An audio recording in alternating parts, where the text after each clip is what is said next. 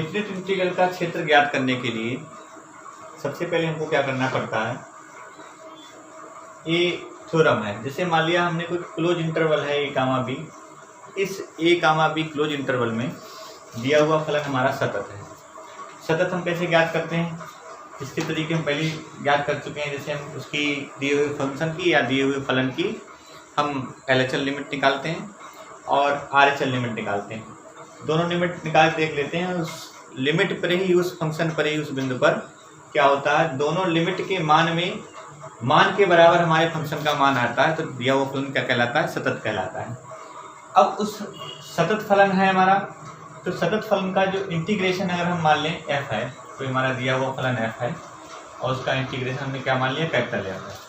तो क्या कहला, किस तरह से हम उसका समाकलन करेंगे। समाकलन करने के हमारे वही पुराने तरीके हैं जिससे हम समाकलन अभी तक करते हैं। सिर्फ हमको क्या करना पड़ेगा, इस क्लोज इंटरवल में जो लिमिट दे रखी है, लोअर लिमिट और अपर लिमिट, इंटीग्रेशन करने के बाद में हमको वो लिमिट उसमें फलन में रखनी पड़ती है। जो समाकलन करते हैं उसमें हमको फलन रखने पड़ती है, लिमिट रखनी पड़ती है। अब क्या करना है, इसी आधार पर हम कुछ सवाल हल करेंगे डिफरेंट इंटीग्रल के। जैसे एक्सरसाइज है 7.9, इसमें जैसे क्वेश्चन नंबर 2, फर्स्ट बहुत इजी क्वेश्चन है, दे रखा है -2 से 3 लिमिट है, 2 से 3। अब जैसे इधर देखिए 1/x dx ये फंक्शन दे रखा है। आपको क्या करना है, इस फलन का इंटीग्रेशन करने का तरीका आपका पुराना रहेगा, तो वैसे आप कर लीजिए। तो 1/x का इंटीग्रेशन क्या होता है, log x होता है। और फिर क्या रखना है, इसमें लिमिट रखना है, तो हम लिमिट रख देंगे। इसमें लिमिट रख दीजिए इसमें, तो हो जाएगा हमारे पास, पहली जब लिमिट रखेंगे कितना आ जाएगा 3, जब दूसरी लिमिट रखेंगे तो कितना आ जाएगा log 2। दोनों लिमिट रख दी। इसमें क्या होता है, जो हम कांस्टेंट जोड़ते हैं वो नहीं जोड़ते हैं, क्योंकि हमारा समाकलन कैसा है, निश्चित है, डिफरेंट इंटीग्रल है, इसलिए। अब इसको हल कर सकते हैं, log m-n के फार्मूले से पद कहाँ आ जाएगा, इसके बटे में आ जाएगा, तो log 3/2 ये हो गया इसका समाकलन इस सवाल का। बढ़ते हैं अगले प्रश्न की तरफ। क्वेश्चन नंबर 3 है, मान लीजिए इसी एक्सरसाइज के अन्य क्वेश्चन भी सरल हैं, तो इसी तरह से करेंगे, तो हमने सोचा इसको आप बता दें। तो पहले क्या, इसमें क्या करिए आप, इसका इंटीग्रेशन करिए, समाकलन करिए। तो समाकलन करते समय ध्यान क्या रखना है, देखिए 4 कांस्टेंट है और x की पावर 3 का समाकलन करो आप, तो x पावर 4/4 हो जाएगा। 5x² का करेंगे समाकलन, 5 कैसा है, कांस्टेंट है, x² का करेंगे तो x पावर 3/3 हो जाएगा, प्लस 6x का करिए समाकलन, x²/2 प्लस 9 कांस्टेंट है और इनटू में क्या आ जाएगा, 1 आएगा, 1 का क्या कर देंगे हम x, तो हो जाएगा 9x। लिमिट हमारे पास कितनी है, 1 से 2। अब इसमें क्या करना है, मान रख लीजिए। तो पहले तो 2 रखेंगे, तो 2 मान हल करने से पहले आप क्या करें, इनको दिए हुए अंदर जो मान हमने समाकलन करके हमारा जो आया है उसको आप पहले सरल कर लीजिए थोड़ा सा, जितना हो जाए। तो 4 से 4 कैंसिल हो जाएंगे, ये 3 कर दीजिए यहाँ पर, तो अंदर मान हो गया x⁴ - 5/3 x³ प्लस क्या रहेगा 3x² प्लस की 9x, 1 से 2 लिमिट। अब सबसे पहले अपर लिमिट रखी जाएगी, तो अपर लिमिट रखिए कितनी है, 2, तो 2 की पावर हो जाएगी 4, 5/3, 2 की पावर कितनी हो जाएगी, यहाँ पर 3 हो जाएगी। पहले तो 2 रखना है पूरे फंक्शन में, 3 × 2 की पावर 2, 9 × 2 और इसको बंद करिए। अब बंद रखेंगे, तो देखिए जब बंद रखने पर हमारा सब x का मान कितना भी घात हो बंद रह जाएगा, तो यहाँ भी बंद होगा, यहाँ पर -5/3 बचेंगे, प्लस का 3 बचेगा, प्लस का कितने पद हमारे पास बचेंगे, ये कितने हो जाएंगे, देखिए 2 की पावर 4 करेंगे हो जाएंगे 16 है, ये 5/3 और ये कितने हो जाएंगे 8, और 8 पंजे कर दीजिए 40, 40/3 हो जाएगा, ये हो जाएंगे 4 और 4 12 कर दीजिए, 9 दूनी 18 कर दीजिए, -1, अब देखो ब्रैकेट खोलो, -1 प्लस का 5/3 -3 -9। अब इन पदों को हल करो, पहले तो आप संख्याओं को भिन्नों को अलग हल करो, इनको अलग हल करो। तो माइनस के 3, माइनस के 9, माइनस का 1, माइनस के हो गए 13, माइनस के 13 हो गए और माइनस के 13 लिख दीजिए आप। अब इनको जो प्लस वाली संख्या है उनको जोड़ो। 18 और 12 कितने हो गए? 30 और 30 10 40 से 46, 40 हो गए, सभी संख्याएं हो गई। देखो अब भिन्न को हल कर लीजिए। माइनस के 40/3 और प्लस के 5/3, तो ये घट जाएंगे आपस में, तो माइनस के 35/3। अब 13 इसमें घटा दीजिए आप, तो 13 घटाएंगे तो कितना बचा? 3, और यहाँ घटाया कितना बचा? 3। ये 35/3।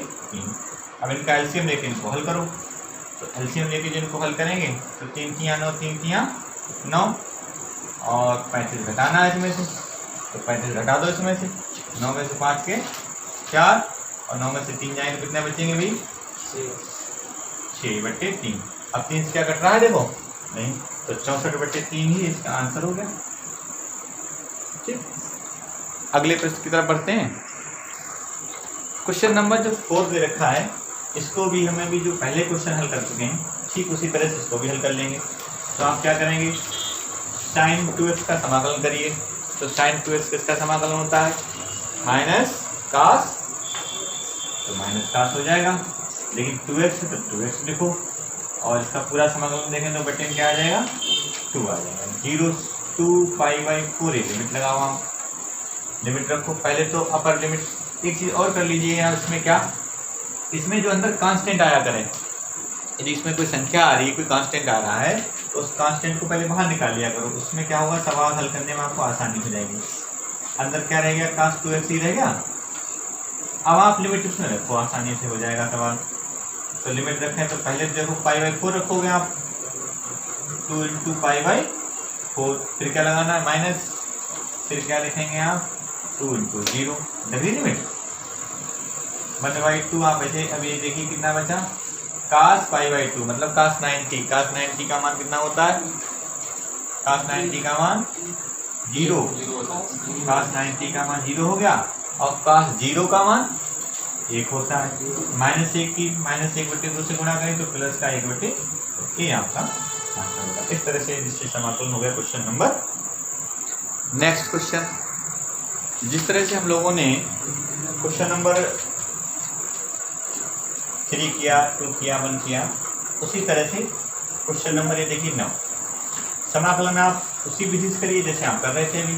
तो 1/√1 - x² का समाकलन क्या होता है? इससे पहले आप पढ़ चुके हैं। तो होता है क्या? sin इनवर्स x लिया, 0 से 1 लिमिट हमारी हो गई। अब क्या करना है? आप पहले अपर लिमिट रखिए, तो sin इनवर्स 1 और माइनस sin इनवर्स 0। अब जब आपने इनवर्स वाले फंक्शन पढ़े थे तो उसमें आप जानते थे जैसे sin इनवर्स 1 आता है, तो वही sin इनवर्स 1 किसका मान होता है? साइन में sin 90 का होता है, जिसको हम π/2 लिखते हैं।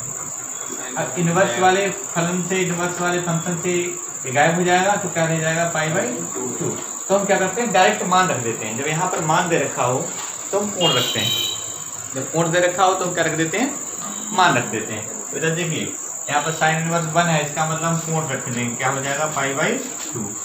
sin इनवर्स 0 है तो इसको क्या लिख देंगे? 0 डिग्री। तो हमारे पास कितना आया हमारा फाइनल वैल्यू? π/2। ये इस तरह से आपने इसका निश्चित समाकलन किया, लिमिट रखी।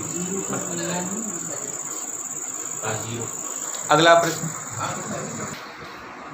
क्वेश्चन नंबर 7 में 0 से π/4 10x dx लिखा है। इस क्वेश्चन को बताते चलें। तो इसमें देखिए आप 10x का जब समाकलन आप करेंगे तो होता है इसका log sec x। 0 से π/4 इसकी लिमिट दे रखी है। आप क्या करो? पहले इसमें अपर लिमिट रखो, बंद इसकी लोअर लिमिट रखेंगे। तो log पाई, देखो इधर sec π/4 log sec 0 डिग्री। अब सुनो भैया ध्यान से रहा, इसमें log sec 45 का मान बताओ कितना होता है? sec 45 का मान बताओ। sec 45 का मान cos 45 का याद रखो आप। cos 45 का कितना होता है? 1/√1/2। उसका उल्टा यहाँ लिखा जाएगा √2। ऐसे sec 0 का मान cos 0 का याद रखो, cos 0 का 1, तो sec 0 का भी क्या होगा 1 ही होगा। और log 1 का मान क्या होता है 0, log 1 का मान, तो log √2 और ये हो गया log 1 का मान 0, तो हमारा फुल एंड फाइनल आंसर कितना आया log √2। नेक्स्ट क्वेश्चन देखो, क्वेश्चन नंबर 13। देखिए क्वेश्चन वैसे तो बहुत सरल क्वेश्चन है, आप ऐसे क्वेश्चन कर चुके हो, लेकिन जब किसी क्वेश्चन को करते समय हमें उस क्वेश्चन में कुछ मानना पड़ जाए तो मानने के साथ साथ उसकी लिमिट कैसे बदलती है ये भी हमको इसमें समझना पड़ेगा। तो देखिए इधर हम x² + 1 बराबर मान लिया, हमने इसको t मान लिया। अब इसका जब t माना है तो इसका अवकलन करेंगे तो अवकलन हो जाएगा 2x dx और equal to dt, x dx equal to 1/2 dt, इतना आ गया। अब हम करते हैं क्या है, अगर हमने समाकलन में दिए हुए फलन को चेंज कर दिया है किसी अन्य वेरिएबल में तो हमको लिमिट बदलनी पड़ती है। जैसे यहाँ पर जब हम x बराबर यदि हम मान लिया हमने जब x बराबर 2 लिमिट है, ठीक, तो t बराबर कितना आएगा ये देखना पड़ता है हमको। तो t बराबर देखिए यहाँ 2 रखिए तो 2 का स्क्वायर प्लस 1 कितने हो जाएंगे, 2 दूनी 4 1 5। इसका मतलब लोअर लिमिट हमारी हो गई 5। जब हम x बराबर हम लेंगे 3 तो समझो भाई इसमें 3 रखिए आप, t बराबर हो जाएगा 3 घात 2 प्लस 1, 3 3 9 1 10। अब हमारा फंक्शन पूरा चेंज हो गया तो लिमिट भी चेंज हो जाएगी। तो देखिए लिमिट लोअर कितनी आई, 2 पर कितनी आई 5 और 3 पर कितनी आई 10। x dx की जगह कितना लिखेंगे 1/2 dt 1/t। अब 1/2 तो आप ले आइए बाहर, ये कांस्टेंट है, अंदर रह जाएगा 1/t और dt। हम जानते हैं 1/t का समाकलन क्या होता है log t होता है, तो log t लिख देंगे और हम क्या करेंगे इसमें लिमिट लगा देंगे कितनी 5 से 10। अब दोनों लिमिट हमको रखनी है इसमें पहले तो 1/2 पहले तो 10 रखेंगे, फिर हमारी ये लोअर लिमिट 5 रख लिया हमने, ठीक है। और जब माइनस होता है log में तो आपको पता ही है क्या होता है, हाँ ये पर हमारे जो हैं ये आगे संख्या है इसको तो ऐसे लिख देंगे और log हो जाएगा 10/2, इसको कैंसिल कर दीजिए तो 1/2 log 2 ये आपका आंसर हो गया इस प्रश्न का। पढ़ते हैं अगले प्रश्न की तरफ, नंबर 14। इस क्वेश्चन में देखो क्या करना है, इसमें सबसे पहले क्या करिए आप देखें इन पदों का आप करिए पहले अलग, जब अलग कर देंगे आप तो 2 सवाल हो जाएंगे आपके, 2x/5x² प्लस 1dx एक हो गया, दूसरा इसी को बना लिया आपने 3/5x² प्लस 1 × dx। अब 5 यहाँ से कामन ले लीजिए आप, तो जब 5 कामन लेंगे 2 पर पहले से तो 2/5 हो जाएंगे बाहर, ये 1/5 हो जाएगा x² प्लस 1/5। इसी तरह से यहाँ देखिए 5 यहाँ से भी कामन हो जाएंगे तो 3/5 हो जाएंगे, 0 to 1 लिमिट रहेगी 1/x² प्लस 1/5। अब 5 को वैसे लिख लीजिए जिससे हमारा फार्मूला बन जाए। अब ये देखो x रह गया, x नहीं लिखा था आपने, x ही तो होगा, इसको तो आप t मान लेंगे और इसका तो डायरेक्ट समाकलन हो जाएगा। कैसे, क्योंकि इसका अवकलन दे रखा है ऊपर x² प्लस 1/5 × dx। अब इसको देखें ये इस पर स्क्वायर लगाना है तो क्या आप लिखोगे √5। अब देखिए फार्मूला किसका बन गया 1/x² प्लस a², मतलब tan इनवर्स का बन गया, तो 3/5 tan इनवर्स का फार्मूला बन गया आपका। तो tan इनवर्स x ये फार्मूला इसको याद रखना 1/x² प्लस a² × dx। क्या फार्मूला होता है बताओ, tan इनवर्स x/a। देखो यहाँ पर 1/5 तो a नहीं होता, चेक करो उसमें, तो इसमें आपका इस तरह से फार्मूला लग जाएगा 3/5 लगा दो फार्मूला, तो ये हो जाएगा आपका tan इनवर्स x अपान ए, x मतलब x है, a का मतलब है 1/√5 1/a हो जाता है इस फॉर्मूले में इस तरह से। तो ऐसे यहाँ पर भी 1/a कर देंगे, तो 1/a का मतलब 1/, फिर 1/√5 प्लस सी लास्ट में कर देना। भी आप इधर भी तो सी नहीं, ये कैसा है आपका है निश्चित समाकलन है, तो इसलिए यहाँ पर कांस्टेंट नहीं जोड़ते हैं। निश्चित समाकलन में लिमिट दे रखी है, लिमिट रख देते हैं इसमें। तो इसमें पहले आप 0 to 1 लिमिट लगाओ। अब इसको देखिए, इसको आप टी मानेंगे, इस दिए हुए पद को टी मानेंगे, उसका अवकलन ऊपर दे रखा है, तो इसका अवकलन दे रखा है, तो आप चाहे उसको मान सकते हो। क्या x² प्लस 1/5 बराबर आपने क्या माना टी। अवकलन करेंगे तो क्या आ जाएगा 2x dx equal to dt, x dx equal टू क्या आ जाएगा dt/2। लिमिट भी चेंज होगी इसकी, तो लिमिट चेंज करेंगे तो क्या बनेगा, जब आप x इक्वल टू 0 रखोगे तो लिमिट कितनी आएगी 1/5। तो जब आप लिखेंगे x इक्वल टू 0 तो t बराबर आ जाएगा आपका 1/5। जब आप रखेंगे यहाँ पर 1 तो कितना हो जाएगा, यहाँ t इक्वल टू आ जाएगा 6/5। अब रखो माना 2/5, x dx क्या हो जाएगा 1/2, dt 1/2 बाहर निकाल लिया, और 1/t dt। लिमिट देखिए कितनी होगी 1/5 लोअर लिमिट और 6/5 अपर लिमिट हो जाएगी। इधर देखें √5 ऊपर जाएगा तो प्लस के 3√5/5, और यहाँ आप लिमिट रखो भाई, ये भी √5x हो जाएंगे, हो जाएंगे। तो √5x लिमिट 0 से 1, इसका क्या हो जाएगा बताओ, लाख हो जाएगा, log t लिमिट 1/5 से 6/5। ये √5 काटो, इस पर √ लगा दो, 3/√5। लिमिट रखो, पहले क्या रखोगे आप 1, तो क्या हो जाएगा बताओ, tan इनवर्स √5 मल्टीप्लाई 1 तो 5 रहेगा, और फिर दूसरा क्या होगा माइनस tan इनवर्स 0। ठीक, ध्यान रखना, जब इधर आपके इनवर्स वाला जो मान रखना है तो पहले इसको रखो 1/5 आप ऐसे लिखो, पहले तो 6/5 लिमिट रखो आप, तो log 6/5 माइनस दूसरी लिमिट क्या रखेंगे 1/5। इधर देखो भाई प्लस ये इसमें tan इनवर्स 5 तो इसे रहेगा, और इसका मान तो होता नहीं टेबल में, तो आप इसको इतना ही लिख देंगे। लेकिन tan इनवर्स 0, tan 0 का मान कितना होता है 0 होता है, होता नहीं होता है, तो इसमें tan इनवर्स 0 हो जाएगा। तो क्या बचा हमारे पास, लाख बटे वाले कहाँ जाते हैं, गुणा वाले माइनस वाले कहाँ जाते हैं बटे में, तो 6/5 1/5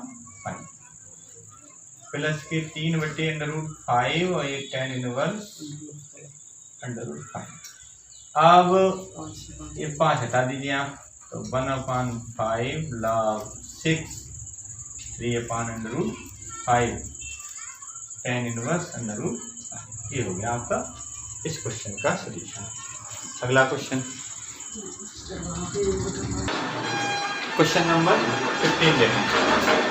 इस 15 क्वेश्चन नंबर में देखिए इधर x² का अवकलन दे रखा है, ठीक, x² का अवकलन दे रखा है, तो आप इसको पहले मान लीजिए t, let x² equal to t। इसका करें डिफरेंशिएशन करें तो 2x dx बन जाएगा dt, तो x dx इक्वल टू क्या आएगा 1/2 dt। लिमिट भी चेंज करो भाई इसमें, when मतलब जब x इक्वल टू कितना लेंगे देखो 0, तो बताओ t इक्वल टू कितना हो जाएगा 0 आएगा। जब आप x इक्वल टू कितना लोगे 1, तो t इक्वल टू कितना आएगा 1 आएगा। तो सबसे पहले तो आप लिमिट चेंज करके इसे मान रख लीजिए, तो 0 से 1 लिमिट रहेगी 1/2, बाहर लिख लीजिए, dt लिख दीजिए, और x ds क्या लिख गया, dt लिख गया, e की पावर क्या लिख जाएगा, t। अब इसका समाकलन कर लेंगे, तो 1/2 समाकलन e की पावर t का e की पावर t ही रहेगा। 0 to 1 लिमिट लगा दीजिए, तो पहले तो रखिए 1, तो e की पावर 1 हो जाएगा, फिर लीजिए 0, और जब किसी की पावर 0 हो जाती है तो उसका मान कितना होता है, ये हो जाता है, ये आपका आंसर हो गया। Next question, question number 17। इसमें क्या करना है, इसमें सबसे पहले आप इन पदों को अलग करिए, या डायरेक्ट आप इसका समाकलन कर दीजिए, जानते हैं आप, तो डायरेक्ट समाकलन करेंगे तो देखिए सेक स्क्वायर का समाकलन क्या होगा, tan x, ठीक है। इस x की पावर 3 का समाकलन करेंगे तो x पावर 4/4, इसका करेंगे तो क्या हो जाएगा 2x, लिमिट 0 से π/4। तो सबसे पहले आप π/4 लिमिट रखो सब में, पूरे में, तो 2 tan π/4 1/4 π/4 का क्या हो जाएगा, हाथ कितनी दिखा लगा देंगे 4, और 2 × π/4, ये तो हमने पहले π/4 लिमिट रखा। अब माइनस लगा के 0 लिमिट रखो, तो आप देखिए चाहे तो रख दीजिए, चाहे तो डायरेक्ट आप लिख दीजिए, कोई समस्या नहीं। आप 0 रखेंगे तो tan 0 का मान, इधर देखो tan 0 का मान क्या हो जाएगा, 0, 0 रखिए तो tan 0 का मान 0 हो जाएगा, tan 0, और यहाँ पर भी 0, पूरा 0 हो गया, तो इतना ही हमारे पास बचा। tan π/4, tan 45 का मान कितना हो जाएगा, 1 हो जाएगा, नहीं हो जाएगा, और ये पाई की घात 4, पाई की घात 4, और ये 4 की जब हम 4 बार गुणा करेंगे तो 4 चौक 16, 16 चौकू 64, और 64 चौकू हैं 64 चौकू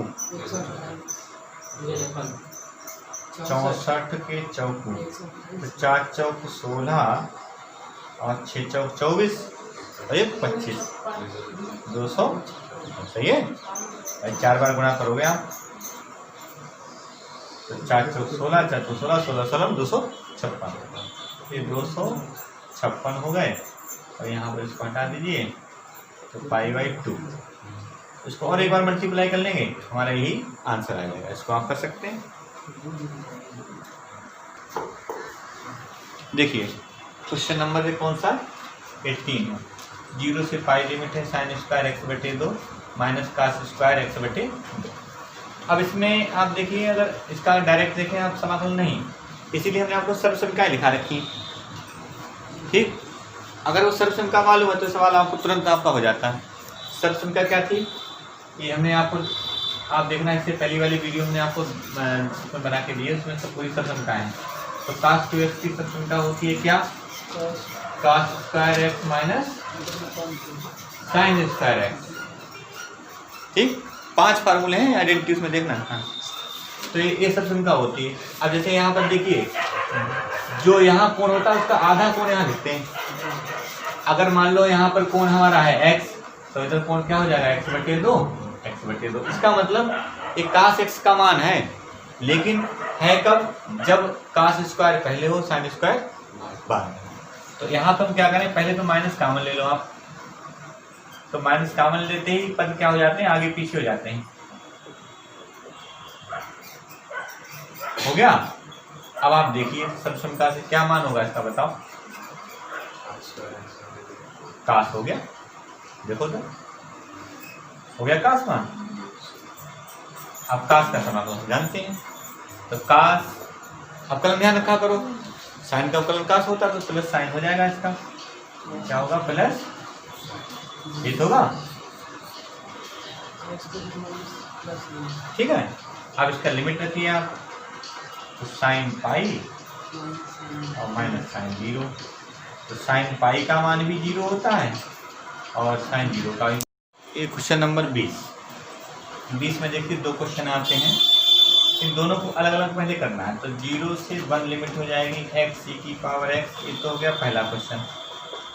0 से 1 लिमिट लगाई sin पाई x/4, ये क्वेश्चन नंबर हो गया आपका दूसरा। दोनों का अलग अलग करेंगे, तो इधर देखें इसको फर्स्ट इसको सेकेंड मान के करेंगे। दो फलन है हमारे पास, तो दो फलन है तो क्या करते हैं, फर्स्ट इंटू सेकेंड का समाकलन करते हैं। ये करते हैं तो फर्स्ट इंटू सेकेंड का समाकलन करेंगे तो सेकेंड हमारा देखिए e पावर x है, ठीक। और इसका हम समाकलन करते हैं 0 से 1। फिर माइनस फर्स्ट का क्या करेंगे आप अवकलन, तो फर्स्ट का अवकलन x का अवकलन क्या आ जाएगा 1 और सेकेंड का समाकलन e पावर x dx। अब ये देखिए यहाँ पर साइन दे रखा है, साइन का समाकलन क्या होगा माइनस कॉस होगा, तो माइनस आप आगे लगा दीजिए कॉस पाई x अपान 4। लेकिन ध्यान क्या रखना है, ध्यान आपको ये रखना है यहाँ पर देखिए कॉस साइन x नहीं है, तो कॉस ax होता तो बटे में आता है, ऐसे बटे में क्या आ जाएगा आपका पाई बाई 4 आ जाएगा। इसका समाकलन करें, जैसे हमारे पास देखिए ये फार्मूला होता है cos ax है मान लिया, ठीक, साइन मान लो, साइन ले लेते हैं चलो, ठीक dx। जब इसका समाकलन करेंगे तो क्या हो जाएगा माइनस cos ax, लेकिन इतने पद का अवकलन भी तो हमको देना पड़ेगा अपान में, तो इसलिए इसी तरह से पाई बाई 4 आ जाता है। तो ऐसे यहाँ पर पाई बाई 4 था तो अवकलन x का 1 हो गया, पाई बाई 4 बचा।